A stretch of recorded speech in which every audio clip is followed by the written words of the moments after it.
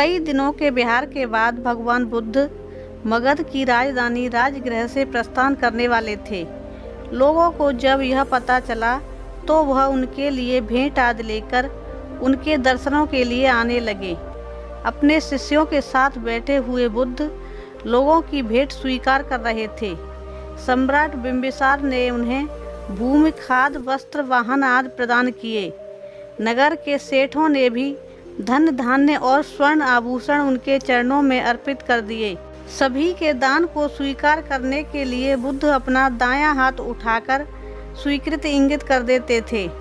भीड़ में एक वृद्धा भी थी। वह बुद्ध से बोली, हे बुद्ध, मैं बहुत निर्धन हूँ। मेरे पास आपको देने के लिए कुछ भी नहीं है। आज मुझे पेड़ से एक गिरा हुआ आम मिल गया। मैं उसे खा ही रही थी कि तभी मैंने आपके प्रस्थान करने का समाचार सुना। उस समय तक मैं इसे आधा खा चुकी थी। बुद्ध, मैं भी आपको कुछ अर्पित करना चाहती थी, लेकिन मेरे पास इस आधे खाए हुए आम के सिवा कुछ भी नहीं है। इसे ही मैं आपको भेंट करना चाहती हूँ। बुद्ध।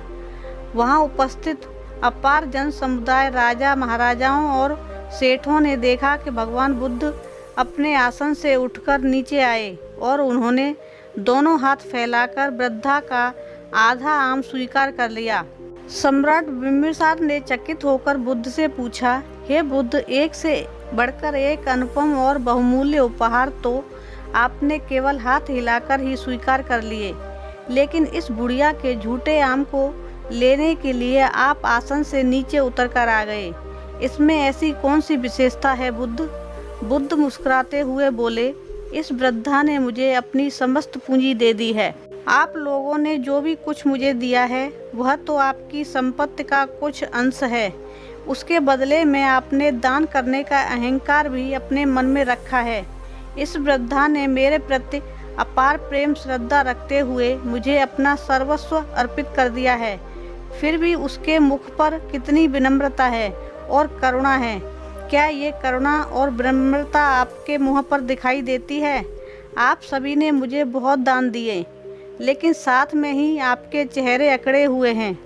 आप सभी में एक अभिमान है कि आप सभी ने मुझे कुछ दान दिया है। आप सभी ने बुद्ध को कुछ दान दिया है। ये अभिमान आप लेकर यहाँ आए हुए हैं, लेकिन इस वृद्धा में किसी तरह का कोई अभिमान नहीं है। उसने जो कुछ भी मुझे अर्पित किया है वह किसी अभिमान से नहीं, केवल करुणा से और विनम्रता से किया है।